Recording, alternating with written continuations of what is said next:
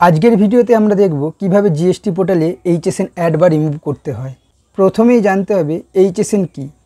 এইচএসএন হলো harmonise system of nomenclature. এর মাধ্যমে আমরা বিভিন্ন গুডস বা সার্ভিসের ক্লাসিফিকেশন করতে পারি।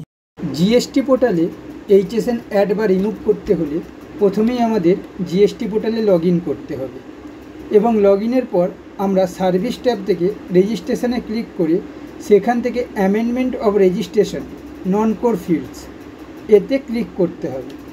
তাহলে আমাদের প্রয়োজনীয় উইন্ডোটি ওপেন হয়ে যাবে। সেখানে এসে আমরা এইচএসএন অ্যাড বা রিমুভ করতে পারবো। এইচএসএন অ্যাড বা রিমুভ করার পর সেভ অ্যান্ড কন্টিনিউ বাটনে ক্লিক করে ব্যাঙ্ক ডিটেলস ট্যাবে কন্টিনিউ করে স্টেট স্পেসিফিক ইনফরমেশানে সেভ অ্যান্ড কন্টিনিউ করলে ভেরিফিকেশান ট্যাব ওপেন হয়ে যাবে।